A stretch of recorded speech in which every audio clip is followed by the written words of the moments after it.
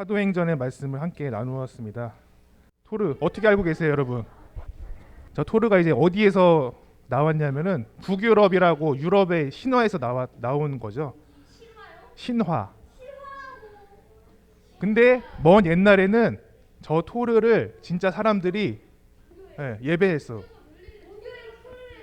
아 그래요, 그렇죠. 토르를 너무 잘 알고 있어요, 저희가. 토르를 나무를 참나무를 이렇게 토르를 위해서 막 예배를 하고 숭배를 했어. 근데 저것을 자 오늘의 등장 인물이에요. 네, 토르는 아니고요. 보니파스라는 사람이에요. 보니파스. 오늘 주보에도 나오는 사람인데 보니파스라는 성인의 축일이에요. 축일. 보니파스를 기억하고 또 기념하고 함께 예배하는 날입니다. 오늘 왜 보니파스라는 사람을 데려왔을까요? 보니파스는 영국에서 태어난 사람이에요. 원래 이름이 이제 윈프리드라고 하는 사람인데 우리가 세례명을 받잖아요. 선생님의 요셉처럼 이 예찬이는 사무엘. 그것처럼 윈프리드도 이제 보니파스라는 그런 옛날에 순교자, 하느님을 위해서 죽은 사람을 기억하는 의미에서 보니파스라고 이름을 바꾸어서 활동을 해요. 어려서부터 되게 수도원에서 열심히 공부를 했어. 그래서 문법 책을 썼어. 이 당시에는 이제 영국에도 이제 라틴어라고 하는 굉장히 어려운 그런 언어로 이제 성경도 보고 찬송도 했어. 기도도 성경도 라틴어로 봤는데 이 보니파스라는 사람이 열심히 교회 생활을 하면서 라틴어 막 문법책을 만들었어요. 그리고 이 당시 영국 교회는 수도원하고 같이 이제 됐는데 보니파스가 이제 40살이 됐어. 40살이 됐어. 그래서 수도원장이 될 수 있었는데 그 수도원장을 하지 않고 선교를 떠났어요. 어디로 갔느냐? 토르가 있는 이제 북쪽 유럽으로 갔어. 토르를 섬기고 있는 북유럽으로 갔어요. 네, 이 당시에는 토르가 실제로 막 나무에다 대고 막 기도를 했어요. 그래서 자 보니파스인데 6월 5일이죠. 보니파스의 상징이 두 개가 있어요. 첫 번째는 도끼, 두 번째는 저 성서에 뚫린 저 칼과 뚫린 성서 두 가지가 있어요. 첫 번째는 이제 그 당시에 이제 나라 이름이 뭐 프리지아, 북쪽에 되게 추운 나라 프리지아에서 사람들이 토르를 믿었어. 그래서 어떤 전설이 있냐, 물론 이게 또 옛날 이야기이기 때문에 전설이긴 하지만은 토르를 섬기고 있던 그 참나무가 있었어. 큰 나무가 있었는데 보니파스가 도끼를 들어서 한 방에 팍 쳤어. 어떻게 됐을까? 한 방에 쓸었대 그 도끼가. 그래서 그것을 본 사람들이 토르가 아니라 이제 저 사람이 전하는 하느님을 믿어야겠구나. 그래서 많은 사람들이 하느님을 믿고 이제 교회를 섬기게 되었다는 그런 전설이 있습니다. 네, 그래서 이 보니파스가 엄청 열심히 교회 생활을 하고 전도를 열심히 했어요. 그래서 주교님까지 돼서 열심히 독일에 선교를 했어요. 그래서 마지막에는 저 이제 칼과 뚫린 성서 저게 있어요. 보니파스가 이제 할아버지 주교님이 돼서 70살이 넘어서도 이제 이렇게 세례 성사를 베풀고 있었어요. 오늘 우리 한별이도 세례를 받죠. 보니파스 이제 주교님이 마지막에 견진 성사를 베풀고 있었는데 그 프리지아에 도적대가 쳐들어왔어. 이 사람들이 막 흠칠 게 없을까 해서 막 칼을 들고 막 싸우다가 보니파스 주교님이 찔렸어. 그래서 그 당시에 우리 순교라고 하죠. 보니파스가 그 자리에서 죽었는데 저것은 이제 유물로 남아 있어요. 그래서 피가 묻은 성경책이 이제 유물로 남게 되었습니다. 그래서 보니파스도 교회가 기억하고 따르는 성인이 되었습니다. 보니파스에게 참 많은 배울 점이 있는 것 같아요. 선생님이 보니파스를 알았다면은 세례명을 보니파스로 하고 싶다 할 정도로 많은 굉장히 감동을 받았습니다. 보니파스에게 여러 가지가 있지만 오늘 한 가지는 영국에 살던 자기 나라에 살던 보니파스가 복음을 전하기 위해서 교회를 세우기 위해서 먼 독일로 이방 토르를 섬기는 다른 나라로 갔죠.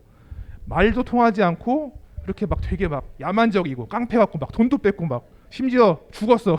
칼에 맞아서 죽었어. 근데 그렇게까지 이제 복음을 전하기 위해서 갔죠. 자, 오늘 사도행전 말씀을 읽었는데요. 한 가지 이야기를 더 하겠습니다. 이게 뭘까요? 피사의 사탑, 그렇죠? 한 화가가 그린 바벨탑이에요. 성경 창세기에 나오는 바벨탑인데 이 화가가 로마에 놀러 갔어. 여행을 갔는데 건물이 너무 멋있는 거야. 이탈리아 건물 같지 약간. 그래서 그렇게 상상력을 발휘를 해서 로마에 있는 콜로세움, 막 검투사들이 막 칼 들고 싸웠던 콜로세움을 약간 딱 이렇게 가져와서 바벨탑을 만들었어요.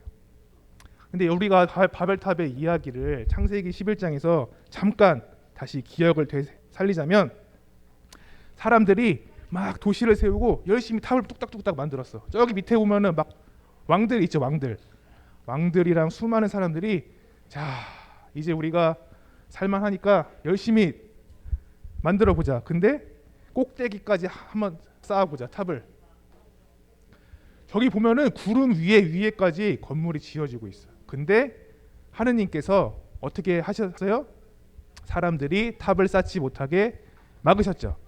그래서 사람들이 한 가지 말을 쓰고 있었는데 그 말을 막 흩으셨어. 선생님은 어렸을 때 이 이야기를 들으면서 그런 생각을 해봤어요. 우리가 학교에서 국어도 배우고 영어도 배우죠. 나중에 이제 고등학교에 가면은 일본어도 배우고 중국어도 배우고 선생님 대학교 때 프랑스어도 했어. 수많은 언어들이 달라지게 됐어. 아, 저 사건만 없었으면은 하나만 배우면 되는데, 그렇죠? 영어 안 배워도 되는데 그렇게 되지는 않았어요. 언어가 흩어지고 사람들이 흩어지게 됐어. 자, 근데 두 번째 오늘의 성령 강림. 자, 다음 PPT를 보면요. 자, 오늘 말씀을 잘 보면은 성령을 가득히 받아서 사람들이 막 말을 하는데 그 당시 예루살렘에는 수많은 이제 나라에서 온 사람들이 있었어요. 근데 그 사람들이 언어가 다 달랐어요. 근데 성령을 가득히 받은 사람들이 막 이야기를 하는데 알아들어. 내가 만약에 영국 사람이야. 근데 예서기가 성령을 가득히 받아서 말을 하는데 알아들어 막. 어떻게 된 걸까요 이게? 바벨에서는 하느님께서는 사람들이 서로 알아듣지 못하고 흩어버리셨어요. 자, 너네끼리 이렇게 막 서로 말이 잘 통하니까 나에게 반역을 하고 안 되겠구나 해서 흩어버리셨지만은 하느님께서는 이 성령을 보내주시고 이제 교회가 시작되면서는 자, 너희들이 서로 말도 다르고 언어도 다르고 생각도 다르고 집도 다르고 많은 것들이 다르지만은 한 성령 안에서 서로 통할 수 있게 되는 거예요. 어떻게요? 성령님께서는 가능하신 거죠. 그래서 이렇게 이제 성령께서 예루살렘에서 성령을 보내주시겠다는 약속을 받은 우리 제자들이 이렇게 성령을 받고 교회가 시작되었어요. 만약에 그렇게 되지 않았더라면은 어떻게 됐을까? 그냥 예루살렘에서 유대인들이 믿는 하느님, 예루살렘 안에 있는 제자들로 끝났을 거예요. 그런데 성령을 보내주시고 이제 교회가 시작되면서 그 부활하신 예수님을 전하는 소식이 점점 세계로 퍼져나가는 거야. 점점 말이 통하지 않는 나라.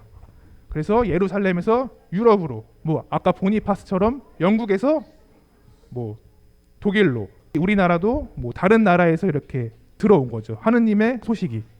그렇게 성령님을 통해서 서로 말이 통하지 않는 우리들이 부활하신 예수님의 기쁜 소식을 알게 되어가는 겁니다. 자, 오늘 설교를 이제 정리하겠습니다. 그래서 비록 바벨에서는 하느님께서 보시기 좋지 않았죠. 하느님께서 세상을 창조하실 때 다 보시고 좋았다. 너무 아름답고 좋았지만은 그 아름다운 사람들이 결국 하느님의 뜻을 잘 따르지는 못했어요. 그래서 하느님께서는 사람들을 흩어버리셨어. 하지만 그렇게 끝나지 않았죠. 성령을 보내주셔서 우리가 다시 부활하신 예수님의 기쁜 소식과 또 교회가 이제 말이 통하지 않는 나라, 또 서로 다른 사람들에게도 함께 전해질 수 있게 되었습니다. 자, 성부와 성자와 성령의 이름으로 말씀드렸습니다.